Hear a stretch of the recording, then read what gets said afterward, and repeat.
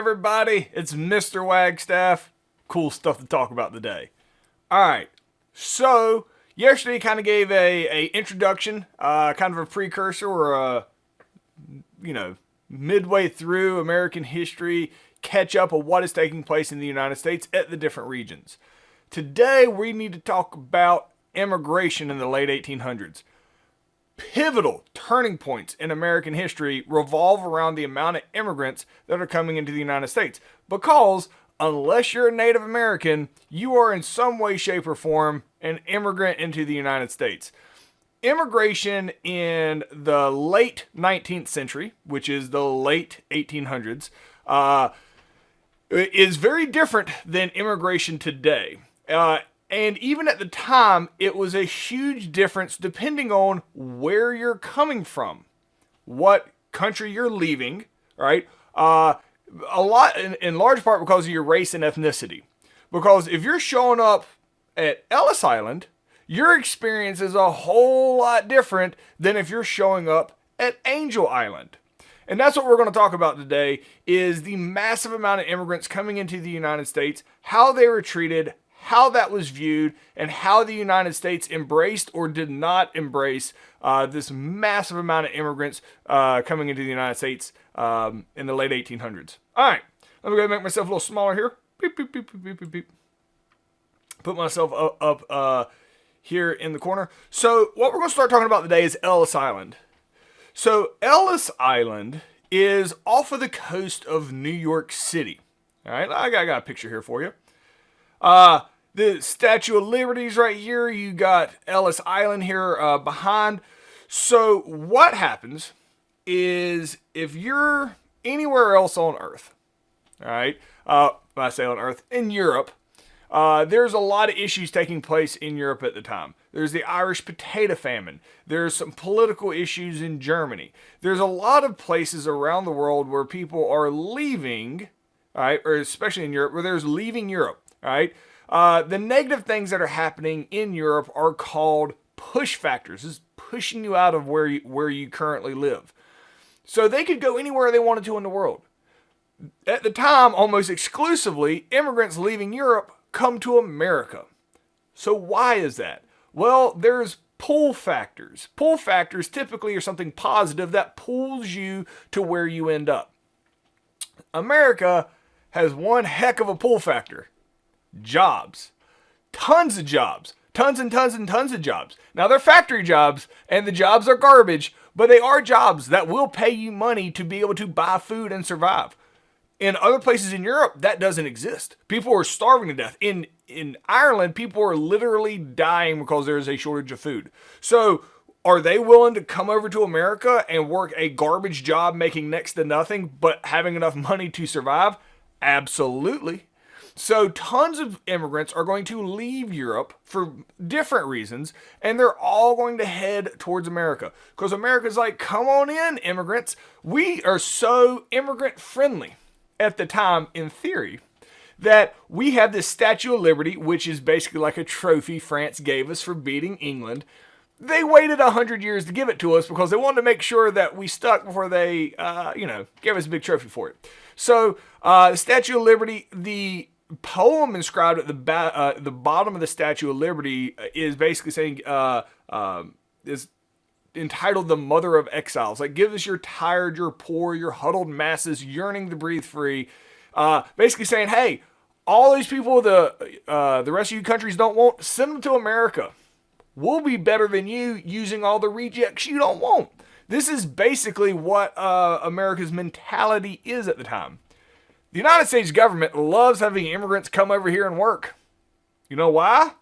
Because there's more people that you can tax. So there's this like glorious idea that you come in, you're passing this statue here of America. I've made it to America, and you're going to go here, and this is Ellis Island. And it just looks like a landmass. Let me show you another picture here.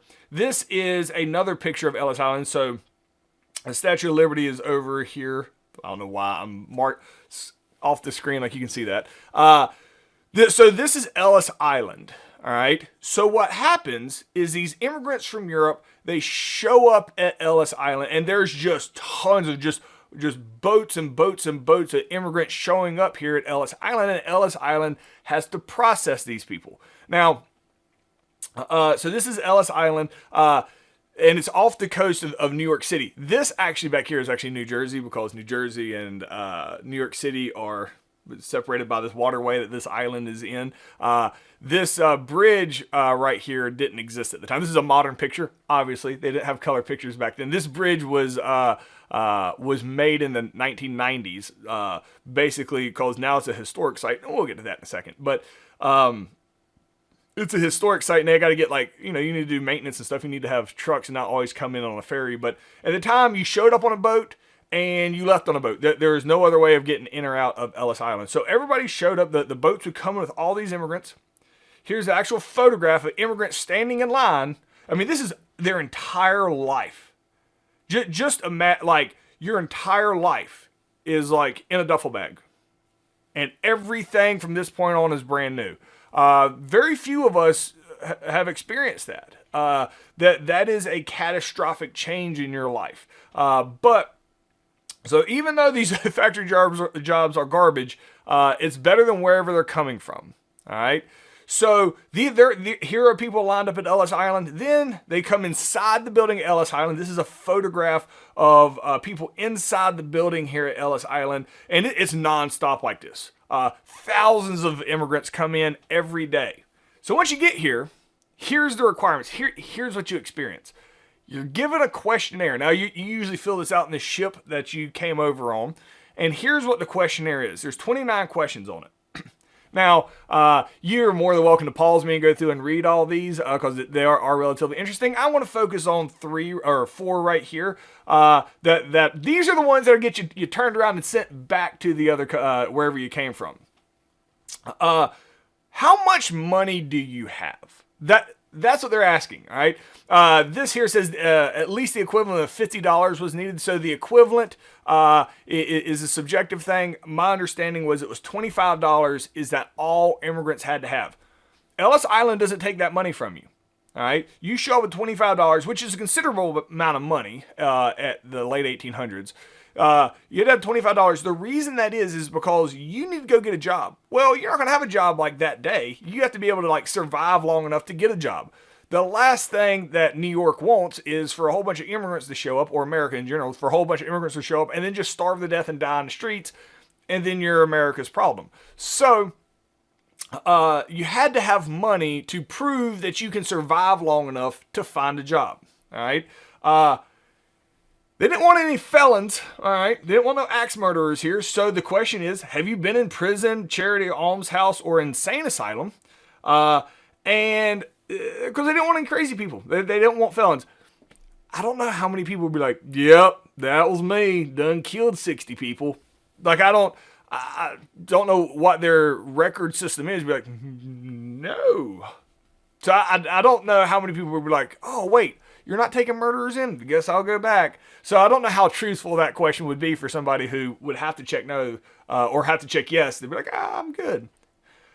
So you couldn't be a felon. You had to have a certain amount of money. And then you had to be able to work. That's the whole reason America wants you. Because you can work and then you pay taxes. So you had to answer these questions. What is the condition of your health?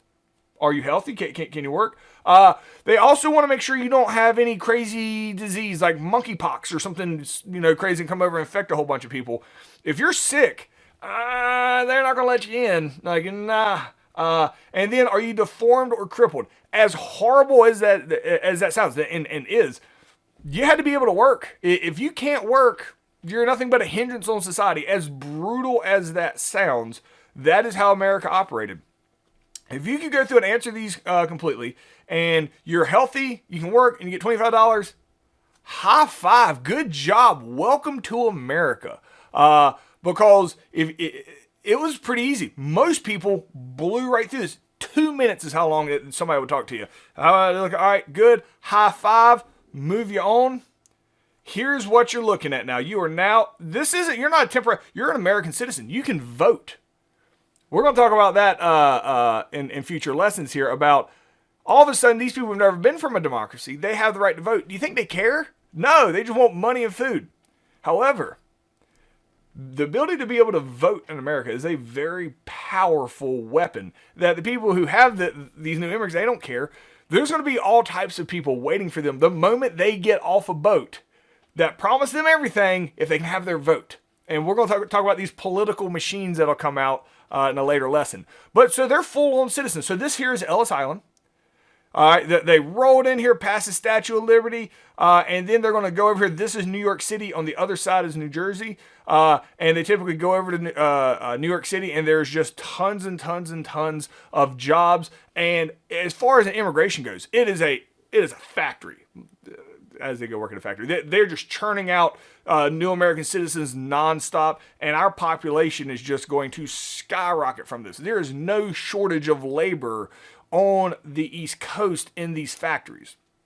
So your experience coming in as an immigrant is pretty good. It's like, hey, you done the bare minimum, high five, you're a citizen, go on in, make something of yourself. All right. Now, it's probably important for me to go ahead and point out that while the United States government is like, come on, immigrants, we love having you, all the people that already live here in these factories that are getting tired of making next to nothing and barely able to survive from day to day, they'd like to have more money. You know why they can't ask for more money? Because if they ask, hey, I don't want to make a nickel anymore, I want to make a dime a day, all right? Well, guess who's more than happy to make a nickel a day? The people who just showed up in Ellis Island who are just trying to get food and survive.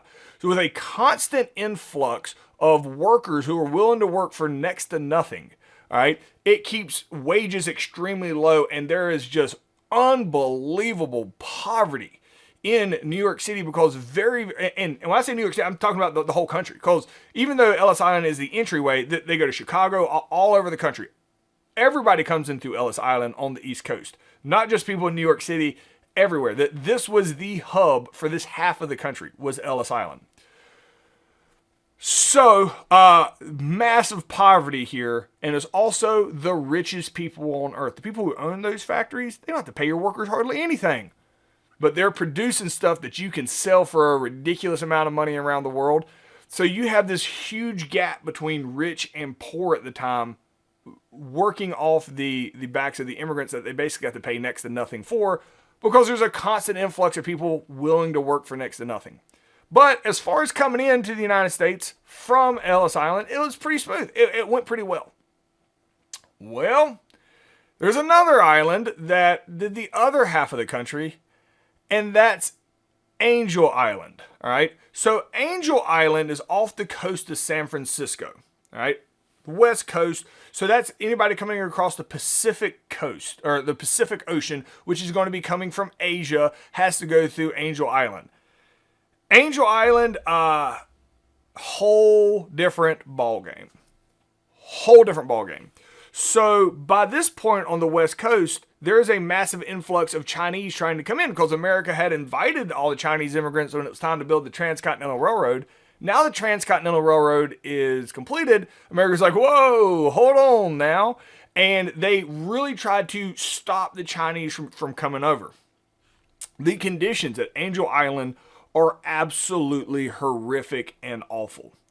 So, this is a picture of the main building when the immigrants would come in. America did everything we could to turn the Chinese around and send them back. It was absolutely awful. This is a picture. All right. It's a Chinese boy. He's 12 years old. He's being interrogated at Angel Island. Nobody has any idea who this young man is or whatever became of him. Probably not good. So while they could just, you saw a big waiting room there at Ellis, and they're just like, here's your checklist, come on in. Nah, every single person that came in from China on these ships had to go through this interrogation process, and these guys right here are looking for any reason to send him back. Any reason at all. Like, it is a very low success rate as far as coming into Angel Island and then making it into the United States as a legal immigrant. Very difficult. So you got 3 guys here interrogating this guy. If there's tons of people showing up, like, how do they have time to do that? They don't, and it's on purpose. While The one Chinese person is here being interrogated and trying to figure out a reason to send him back to China. This is what is happening with everybody else. So this is kind of a blurry picture. This is a more modern picture without the cots. So I think both of them kind of get an idea. It's basically a prison. This is where the Chinese were held for months. For months. The same day at Ellis Island, you become a citizen. For months, you are just held up here with very little food. Tons of people get sick and die. So if you're here and you're like malnourished and you start getting sick, by the time your interrogation gets to take place, they're like, uh-oh, you're sick, going back to China. It is an absolute brutal and horrific way in which the Chinese Americans, or the Chinese that were coming and trying to be immigrants, were treated versus the way the Europeans were being treated coming in from Ellis Island. There is clearly a racial component to this. People in New York or on the East Coast will have a problem with the Irish because they're Catholic, right? They're still Christian. It's just most Americans at the time were Protestant, and Catholic is like, oh, this is too different, and they held that against the Irish. The Chinese are a different race, a different culture, a different language, a different religion altogether. Vastly different experiences, and it was racially motivated. It was somewhat economically motivated as well. There were not the same factory jobs available in California either. Now, the reason I don't have big, cool, modern pictures of what Angel Island looks like today, well, this is Angel Island today, all right? Those buildings are gone. Angel Island is notoriously known for just awfulness, as we talked about. So it has a very infamous situation. So by the early 1900s, they just shut down the whole island altogether, and they're like, ugh, yeah, we did a lot of shady stuff there. Let's just try to forget about it. So when Angel Island shuts down, it just becomes abandoned. In the 1930s, a fire starts where all those buildings were still, there's nobody on there. Could have been a lightning strike. Nobody really knows how it got started. Maybe somebody snuck out there and did it on purpose. Could be anything. But when the island caught on fire, San Francisco, and you can see San Francisco here in the background. San Francisco had the ability, I believe, to go out there and try to fight it with boats and stuff. And they're like, just let it burn, man. So Angel Island today, I can't really figure out what Angel Island is used for, if anything. I mean, this San Francisco, this is prime real estate right here. You would think that some rich movie star would have gone out here and bought this island, but apparently not. So Angel Island is just this island in the harbor of San Francisco now that's not really used for much of anything. So here's how you can remember the difference between Angel Island and Ellis Island. It's a super easy way to remember it. All right. Ellis Island starts with an E. E for Europeans. All right. Because all the Europeans came through Ellis Island. Angel Island starts with an A. Think Asia. All right. The Asians came in through Angel Island. So the A and the E for Asian and European is an easy way to connect Ellis Island and Angel Island with their respective groups and how they were treated coming in. Because Angel Island was absolutely not fun times. Ellis Island, as far as becoming an immigrant, it was about as smooth as you could have asked for. So once the immigrants get here, there's a unique situation, and it might be hard to understand now. But Europe had a very strict class system. Different than America, really tried to go away from the class system. We had the American dream, and that's what made it so popular to Europeans is, hey, basically what you're born into, you can become better. You can move up socially. Like you can be middle class, you can be upper class, whatever. In Europe, basically how you were born and the family you're born to, that's just where you're going to stay for the rest of your life. So the fact in America that you can move up is called the American dream. There starts to be a concern that the American dream might be missed by the immigrants because when the immigrants get here, they're all very poor. This is the poorest part of the United States in the northern, outside of sharecroppers in the south, is you have this very large population of very poor people who are used to being treated as second-class citizens. And you see these big cities and these big herds, for lack of better words, of immigrants that are all living together in these very poor poverty areas. Keep in mind, there's no Google or internet. Nobody really knows how society works at the time. They don't really understand, the language or the culture or anything about America. All they're trying to do is survive. There ends up being a fear by some people in America that if you have all these new immigrants here who don't really understand that you don't have to be a lower class citizen, that if they kind of feed off each other, they'll almost like self-segregate and they will keep themselves as a lower class. Because the immigrants that are coming here from Europe are not middle and high class. They were the lowest class in Europe. So when they get over here, there's no understanding really that they can move up. All right. So there's this woman named Jane Addams. All right. And she's going to be the first one. Hers is the most famous, but these pop up everywhere. She's going to create what's called a settlement house. All right. And these show up in most cities, but this one shows up in Chicago. All right. And it's called the Hull House. I don't know why it's not called the Jane House, because you create something cool, you name it after yourself, but it's called the Hull House, Hull. All right.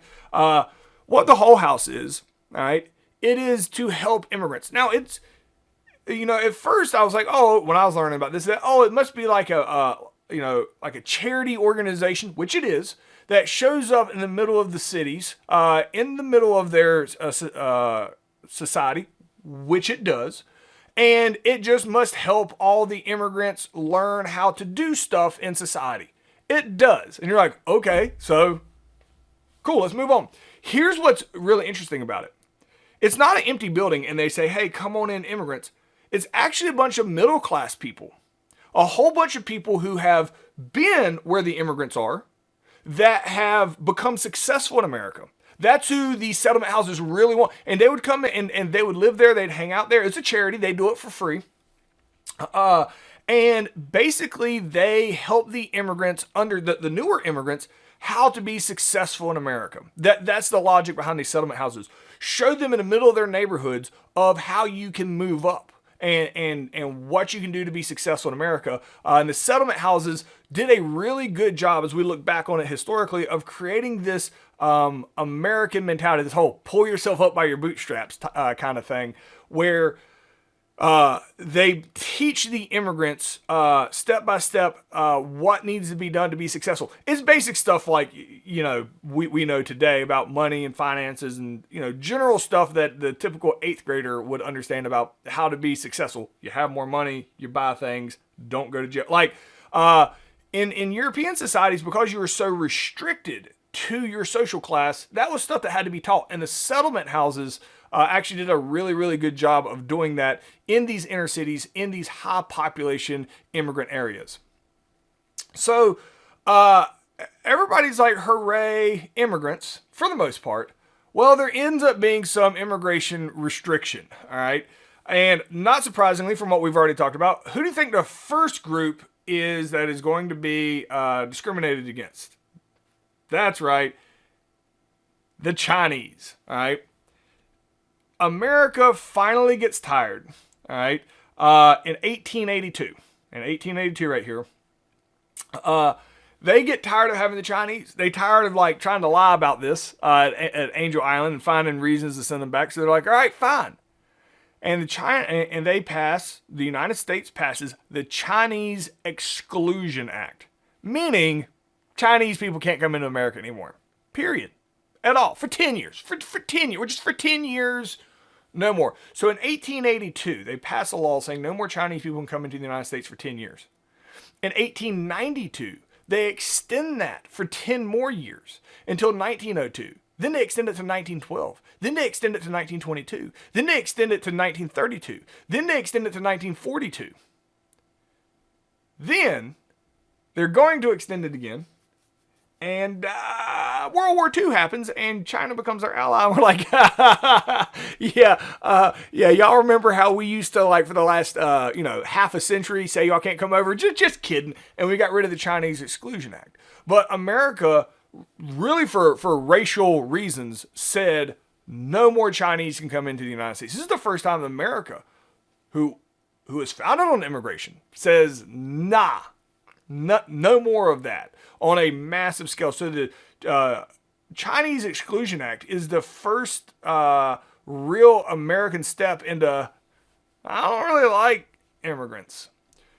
You start seeing this mentality grow more as we get further into American history. The term is nativism, which is the belief that native-born people that are born in America should be treated better than immigrants coming here. Nativism is like racism against immigrants, and we will talk a lot about that here in this course. So nativism becomes prevalent, and the Chinese are one of the first groups to get the horns of that one. They're like, no more Chinese can come in here. This is a picture, like a drawing made by Thomas Nast, of basically trying to keep the Chinese out of the United States. Now, interesting, when America says no more Chinese can come in, there's another country that's been coming in to the West Coast, all right, that is not China, it's Japan, all right? So I want to show you a little map here. Boop. So China, that we've been talking about, is right here. Right here is China. Japan is right here. Hey, it's a completely different country. Completely different language, culture, alphabet. Like, everything about China and Japan are different, right? Historically, China has been kind of mean to Japan throughout history. Because, look, China's really big, all right? Well, China, they said no. America says China cannot come over here, because this is how you go from China across the Pacific Ocean here, all right? And you'd show up here in San Francisco, all right? And I wonder if I can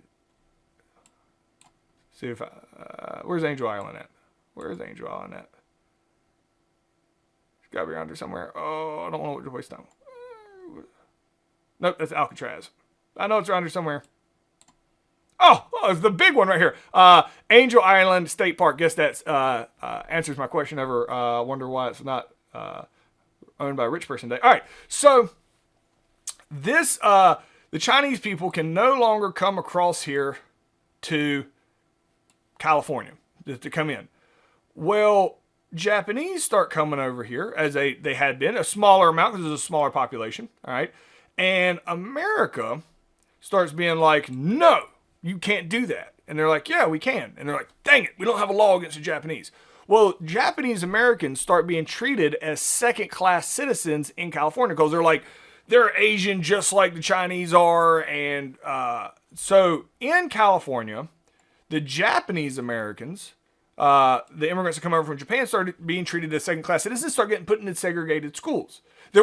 Since the Chinese weren't allowed to come over, they weren't worried about the Chinese, but the Japanese, they were being segregated.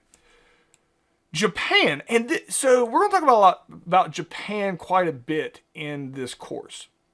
Japan doesn't react to things the same way other countries do, and it's kind of odd. Because while the Japanese that have come over to America are being treated badly, all right, typically, why would Japan care? These are people who said, peace out, Japan, I'm leaving. And then they get treated bad somewhere else. If somebody tells America, all right, America, I don't want to live here, I'm going to go over here to France. And then they go over to France, and then they're treated bad in France. America don't care. Japan does. Japan doesn't like their image around the world being sullied. So Japan comes over to America and says, hey, America, will you stop treating Japanese people the same way you treat the Chinese? And America's like, wow, y'all are all the same. This is very disrespectful to Asian countries. Asian countries are very different from each other. And Japan, like, well, first off, we're nothing like China. Don't want to ever be considered anything like China, because we're not big fans of them. We've had beef for a long time. We would like for you to stop putting Japanese people in segregated schools and just treat them like everybody else. And America's like, we can't, because they're such garbage people that you send over. In Japan, instead of getting mad that they're being discriminated against, which they clearly are, Japan's like, how about we make a deal? America's like, and what deal is that? Japan says, if you will promise not to treat anybody that comes to this country, comes to America from Japan differently, we, Japan, will make sure the only people that can come over here are people that are highly educated or skilled and can somehow contribute to the existing economy over here. America's like, what? Let me explain this to you. So, if you have a rocket scientist and a complete sack of crap in Japan, guess which one of those Japan will allow to leave their country? The rocket scientist. The piece of crap. If you're a piece of crap in Japan, Japan won't let you leave because Japan isn't going to let that guy make Japan look bad. No other country does this. If you have a sack of crap in your country, he's like, I'm leaving. The country's like, all right, well, see you later. I'll buy your ticket. Not Japan. Japan's like, I'll tell you what, America, if you won't treat us bad, we will make sure we only send quality people over to America. And America's like, fine. What? All right, we'll go with that. So they shake on it, and it's called the Gentleman's Agreement, which is with Japan, not China. All right? And Japan stands by it. Japan is very strict on who gets to leave Japan because they don't want Japan to look bad to the rest of the world. So Japanese immigration still happens here on the West Coast, but the people who show up are dentists and lawyers and welders and people with a skill set. All right, there's not unskilled workers showing up here on the West Coast. So there is going to be a large Japanese population here on the West Coast because they show up, they have a skill that they can make money, they can support a large family. So there is a even present day, there's a large Japanese population on the West Coast. Leading up in the early 1900s, there is a large Japanese population in California. This is why when World War II ends up happening and there is a large, and Japan attacks us, whole lot of drama happens between these two time periods, but there is a large population of Japanese Americans in California, and then the rest of white America is like, oh no, they're spies, because racism, nativism, and all that doesn't necessarily follow logic. All right, so this is Thomas Nast making this painting. Basically, it's supposed to represent the idea that Japanese people can come in as long as it doesn't, like, make America look bad or it doesn't make Japan look bad. So the Gentleman's Agreement is with Japan, whereas the Chinese Exclusion Act is with China.